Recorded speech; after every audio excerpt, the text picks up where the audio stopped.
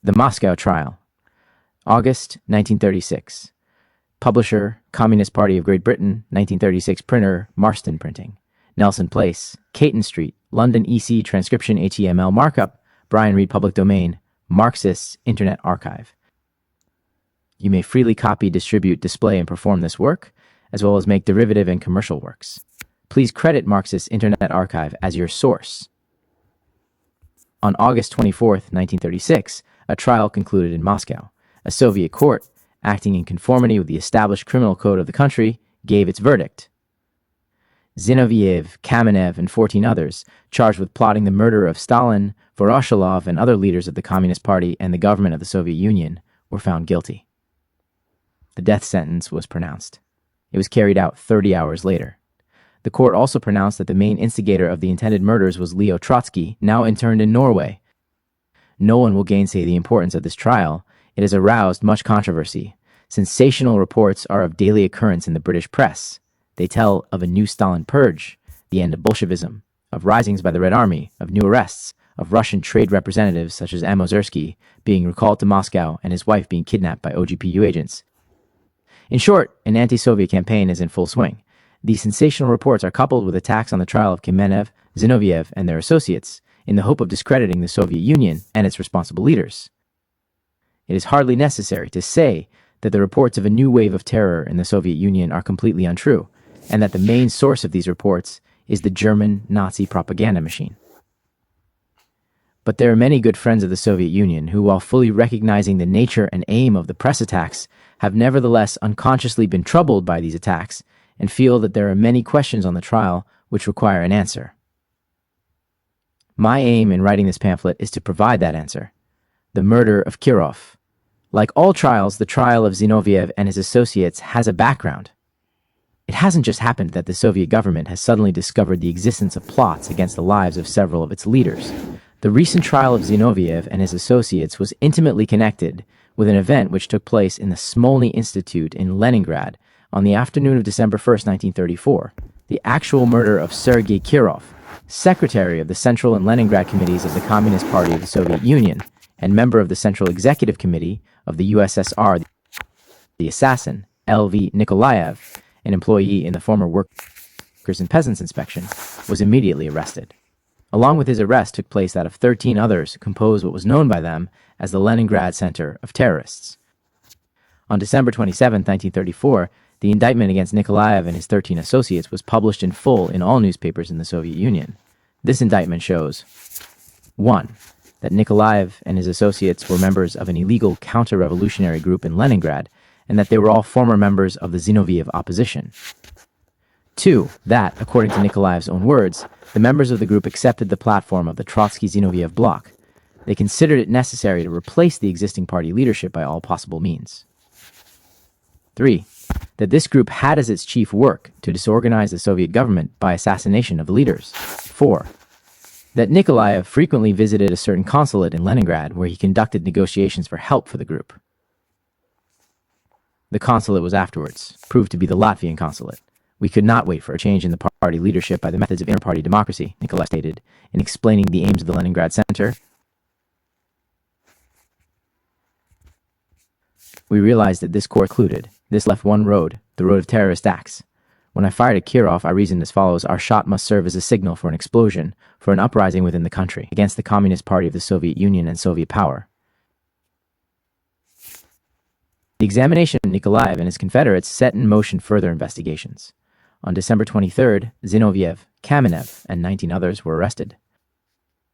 On January 16, 1935, the public prosecutor published the indictment against them. In this indictment, evidence was brought forward to show that these leaders and members of the former opposition within the Communist Party of the Soviet Union had connections with and were the inspirers of the Leningrad Center and a group known as the Moscow Center. Speaking of his responsibility for the crime committed on December 1, 1934, the accused Zinoviev deposed. The objective march of events was such that, with bowed head, I must say, the anti-party struggle, which assumed particularly sharp forms in the past year in Leningrad, could not but help in the degeneration of these scoundrels. This dastardly assassination threw such a sinister light on the past anti-party struggle that I recognize that the party is quite right in what it says on the question of political responsibility of the former anti-party Zinoviev group for the assassination that took place. Kamenev made a similar deposition. Thus, in January 1935, they admitted their moral guilt for the murder, but covered up their actual guilt as the organizers of it. The military collegium of the Supreme Court of the USSR, which tried the case at the time, sentenced Zinoviev and 3 others to 10 years imprisonment, Kamenev to 5 years, and the other accused to sentences varying from 8 to 5 years. Being in the Soviet Union at this time, I well recall the hundreds of resolutions passed at meetings of the Soviet people that appeared in the Soviet press, demanding the utmost vigilance on the part of the Soviet government and Communist Party to stamp out all the elements aiming to injure the country from within. That these elements existed, that they were receiving help from outside the Soviet Union was known. But it was only 18 months later that certain discoveries by the Soviet authorities led to arrests and investigations, culminating in the trial of August 1936. The trial of August. On August 19, 1936, Zinoviev, Kamenev, and their 14 fellow conspirators appeared before the Moscow court in the full blaze of publicity, with representatives present from every important newspaper in the world, and, in addition, D.N. Pritt, K.C., M.P., eminent British barrister. This latter fact is of very great significance in view of the slanderous assertions that have been made against the conduct of the trial by enemies of the Soviet Union. None can challenge either Mr. Pritt's integrity nor his competence to understand the significance of court procedure and the value of evidence, and Mr. Pritt has unequivocally stated that the men in the dock had a fair trial. Soviet legal procedure is not the same as British. By the time the case comes to court, all the preliminary evidence has been heard and sifted, and the court hears the results of this sifting. In many ways, the procedure is similar to that adopted in France, USA, and other countries. The 16 accused men had all confessed their guilt, and the prosecution was in possession of signed confessions when the hearing was commenced. It has been stated, without tittle of evidence, that these confessions had been obtained by methods of terror, or alternatively by a promise that sentence of death would not be carried out if they confessed. But anyone who reads the detailed report of the trial will see that the confessions arose from the weight of evidence, and that even to the last several of the accused were trying to evade full responsibility. Smirnov, for example, repeatedly denied that he had personally conveyed Trotsky's instructions to murder Stalin and other Soviet leaders to the Moscow Center. It was only after evidence had been given by other accused that Smirnov was at last compelled to admit that he had been personally responsible for transmitting Trotsky's instructions. Many people in Britain have found it difficult to understand the humiliating exhibition given by the prisoners in court. It is true that such behavior is not normal, but neither is a resort to assassination by people who have professed Marxism. And it must be remembered that Kamenev and Zinoviev had more than once in the past, when, in conflict with the Central Committee of the Communist Party, confessed their errors and by this means succeeded in maintaining themselves in positions from which they could carry on their factional fight against the party. The evidence in August 1936, trial concerning these two, revealed that after the murder of Kirov in December 1934, they had each submitted glowing obituaries of Kirov to Pravda, the official paper of the Communist Party, with the idea of covering up their tracks. Further evidence dealt with a meeting of the conspirators after one of their numerous recantations. Kamenev was congratulated on the way he had put over his hypocritical conversion, but chuckling, he replied that it was nothing to that of Zinoviev, who had even been able to produce tears in his eyes. The evidence showed that for a long while there existed in the Soviet Union the two groups of oppositionists, that led by Trotsky from abroad and the Zinoviev-Kamenev group. They had hated each other almost as much as they had hated Stalin and the other leaders of the Soviet government. With the success of socialistic construction, however, both groups began to realize that what little mass support they might have had in the beginning had completely fallen away from them. In desperation, emissaries from Zinoviev and Kamenev went abroad to meet Trotsky's agents and Trotsky himself. They hoped by joining forces to make up some of the ground they had lost. But Trotsky had no such illusions. He knew that mass support could never be won again in the face of the triumphant success recorded by the Soviet government. Therefore, he suggested and insisted that only the murder of the present leaders could pave way to the return of the Trotsky-Zinoviev group to influence in the Soviet Union. If they could, within a short time, assassinate successively Stalin, Voroshilov, and other leaders, confusion of such a character could be created that they would then be able to seize the reins for themselves. And then, this was a truly fascist touch, All those tools that they had used in the various commissariats to help them carry through their plans were to be assassinated too, so that none would be left alive who could tell the world of their crimes.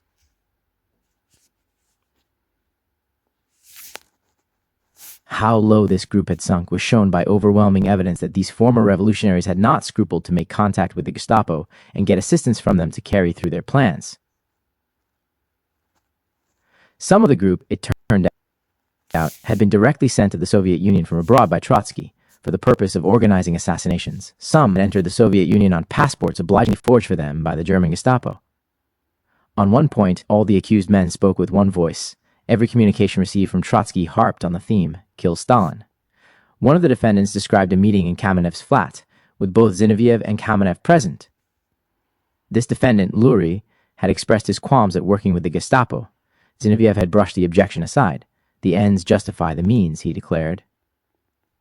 Another of the prisoners, Fritz Olberg, told of his admission to the Soviet Union, specially for the organization of murder groups, by means of a forged Honduras passport obtained for him through his brother from the Gestapo.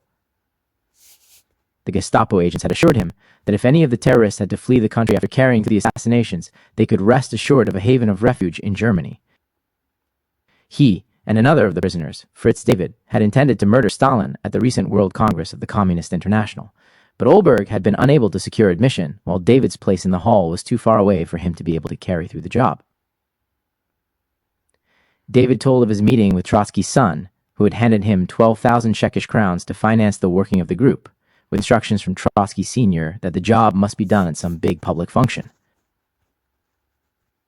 Berman Urin was another of the accused who confessed to having entered the USSR expressly for the purpose of murdering Stalin. Stalin must be physically destroyed, was the point emphasized to me over and over again by Trotsky in personal conversation, said Urin, narrating his conversations in Copenhagen with Trotsky. Having failed to assassinate Stalin at the World Congress, the group planned their next attempt on May Day this year, but again, the effort miscarried. Similar evidence was given by Lurie of his attempt to assassinate Zhdanov, the Leningrad leader, at the May Day demonstration in that city. He told how he had been smuggled into the USSR from abroad, like David and Olberg in 1932, told of meeting a Nazi agent who had entered Russia as an engineer. This man was acting on the direct instructions of Himmler, now chief of the Gestapo. He was shocked at first by the thought of working with declared fascists, but then reconciled himself to the idea that since the purpose of our group was to be achieved by terror, we must work in conjunction with all possible allies. The evidence of Kamenev and Zinoviev was no less sensational than that of the others. They told how other members of their group were to be found in all sorts of leading positions. Kamenev declared, "Killing Stalin and the others was the sole means for myself and my colleagues to attain power as the developments in the country were not sliding to catastrophe as we had predicted, but were on the upgrade, and all expectations of an automatic collapse of the regime due to such difficulties were shattered." Mashkovsky, one of Trotsky's closest confidants since 1923, told the court how Trotsky had made terrorism and assassination the basic condition on which he would agree to the merging of the groups. By the time the hearing had ended, there was no doubt of the guilt of the men in the dock, and that they richly deserved the death penalty that awaited them. Within 30 hours of sentence of death being passed upon them, it was carried out. Thus ended the career of men who, as we shall see, had abused the repeated leniency that had been shown them by the Soviet people whom they had so thoroughly and so often betrayed. The sentence, however, must not be regarded merely in relation to these individuals. The death sentence was necessary as an unmistakable warning to any others who might be led to intrigue with the agents of Trotsky and Hitler. It is true that the internal position in the Soviet Union is secure, and that the overwhelming majority of the people are working loyally and proudly to complete the building of socialism. But at the same time, the aggressive designs of Hitler Germany are becoming daily more obvious. It is once again trying to mobilize all the capitalist states against the Soviet Union. The National Council of Labor's statement on Spain refers to the vast system of espionage, corruption, and intrigue established in Spain by Nazi Germany. The evidence at the Moscow trial showed that Nazi Germany had been trying to establish a similar system of espionage, corruption, and intrigue in the Soviet Union, and that for this purpose it was working with Trotsky and his followers. The trial and the sentence have put an end to one group which was working with the Nazi secret police to cause confusion in the Soviet Union. And the trial and sentence have also served as a reminder to the people of the Soviet Union to be on their guard, to stand as a barrier against fascism and its allies. The record of Zinoviev and Kamenev. Looking back over the years, it is indeed surprising, to say the least of it, to find the British press taking to its bosom Trotsky, Zinoviev, and Kamenev. Gone are the days of the Zinoviev letter. Gone are the horror stories of Trotsky which appeared in the early days of the Russian Revolution. These people have now become the old guard, friends of Lenin. Lenin himself is even made to appear a kindly old gentleman. The villain of the piece is now Stalin. He is pictured as the ruthless dictator getting rid of all those who fought alongside Lenin. If the millionaire press wasn't read by millions of people in this country, such charges against Stalin could be laughed at.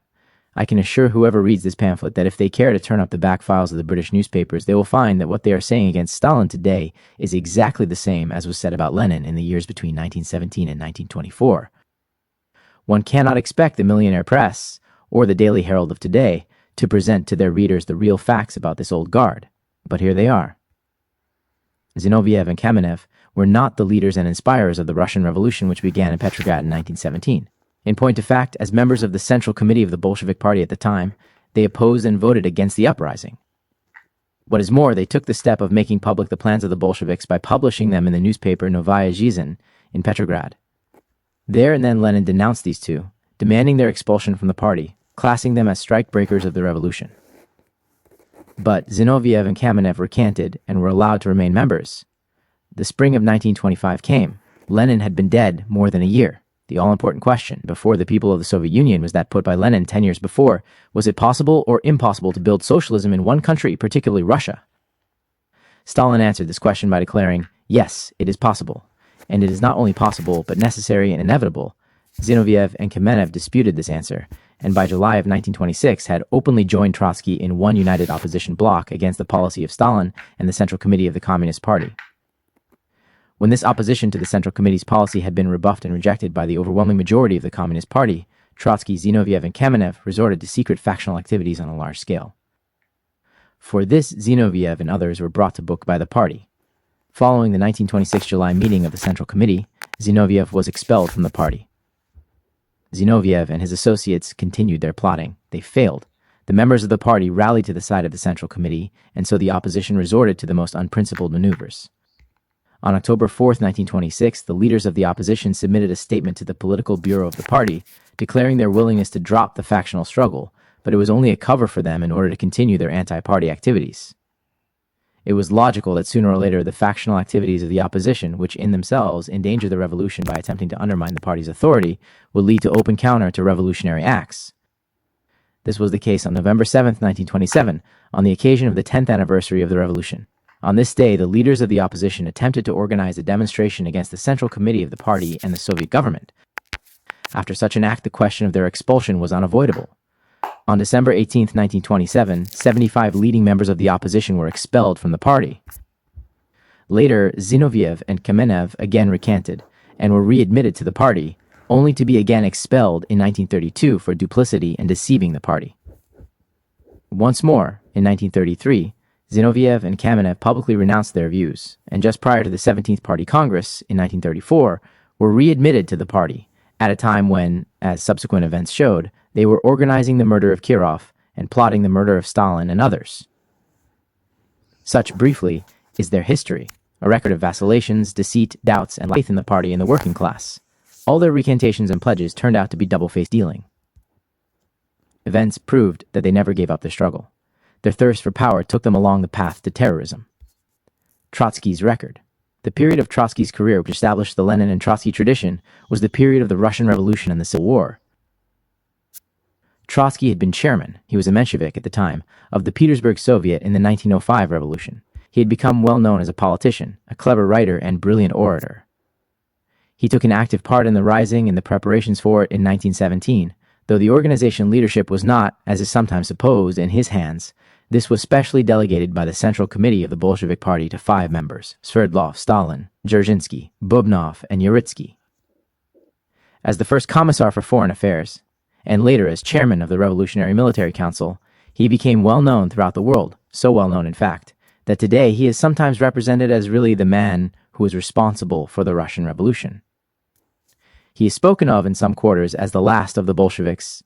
It is not generally known, however, that Trotsky, when for the first time he joined the Bolshevik Party in July 1917, had been for 15 years its opponent. and especially the most bitter adversary of Lenin, who had thus described his politics. Trotsky was in 1903 a Menshevik, gave up Menshevism in 1904, returned to the Mensheviks in 1905, but showing off his ultra-revolutionary phrases. In 1906 again drew away, at the end of 1906 supported electoral agreements with the cadets. And in 1907 declared himself more or less in agreement with Rosa Luxemburg and the Bolsheviks. Trotsky plagiarizes the ideological baggage, and therefore proclaims himself to be above both factions. A fitting description, as events have shown. For all Trotsky's brilliance as a writer and orator and the popular prestige which this gave him, he was a bad organizer. During the Civil War, the military delegates to the Bolshevik Party congresses complained of him, and Lenin complained of his bureaucratic methods, having constantly to intervene, and added Stalin and Gusev to the military council to improve the political and organizational direction. In 1918, Trotsky opposed the Sykes-Litovsk Treaty, which won a valuable breathing space for the Russian Revolution, and prophesied the doom of the revolution. By the autumn 1920, the war of intervention was over, but their tasks lay before the workers. With pitiless insistence, as Lenin said, the dilemma was posed to Russia: either perish or overtake, and surpass the most advanced countries also economically, either perish or press forward at full speed. That is the way history puts the question. It was in this period that the faint-hearted lost courage before the colossal tasks facing them after several years of war and devastation, and surroundingly hostile world. The low degree of industrialization, the lack of experienced administrators and technicians, the high prices of manufactured goods compared with the low agricultural prices, these were desperate problems. They were surmounted by tens of thousands of heroes, following heroic leadership through another 15 years of struggle to the victory of socialism.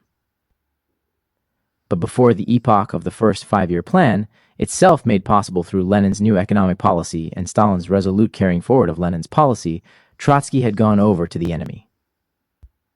Obsessed with his personal vanity and his deep-seated lack of faith in the creative power of the masses, Trotsky bitterly fought against the idea and the policy of building socialism in the Soviet Union. He always thought it impossible for Russia to accomplish the job without the most advanced countries of the West taking the path of revolution. From 1923 until his expulsion from the party in 1927, Trotsky's struggle against the policy and leadership of the Communist Party and Soviet government was continuous. He not only refused to accept the decisions of the majority of the party, but worked against them. Trotsky's consistent opposition to the party eventually led to his expulsion from the country and, as the evidence at the August 1936 trial showed, in his personal struggle against Stalin and other leaders of the Soviet government, he has sunk so low as to organize murder gangs in cooperation with the Nazi secret police. This seems incredible to those not acquainted with his whole record of opposition to the Bolshevik Party until 1917.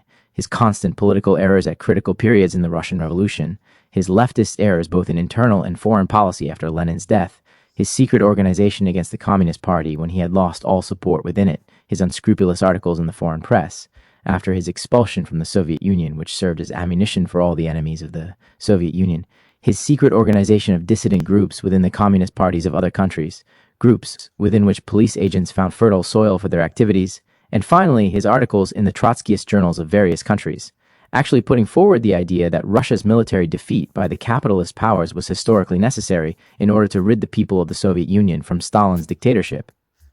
From revolution to counter-revolution.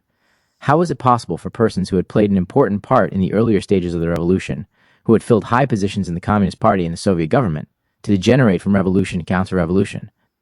There is only one answer to this question, because, in spite of their Marxist associations and their undoubted service to the revolutionary cause at certain stages, they lacked that fundamental faith in the working class which is characteristic of a Marxist.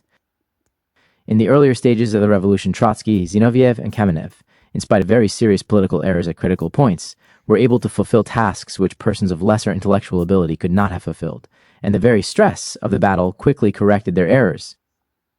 But at the same time, they never really understood that revolutionary achievements are the achievements of the masses and not of individuals, however brilliant these might be. Nor did they ever really understand the basic principles on which the Communist Party is built: inner democracy and centralized leadership, which safeguards the working class against adventurers and political weaklings. It was because of their lack of faith in the masses that Trotsky and his supporters could not believe that the working class of Russia would go through all the privations and sufferings which were necessary in order to bring the Soviet Union into the front rank of industrial countries and thus make the victory of socialism possible. It was this lack of faith in the masses that made Trotsky both oppose the 5-year plan and imagine that without him the whole revolution was doomed.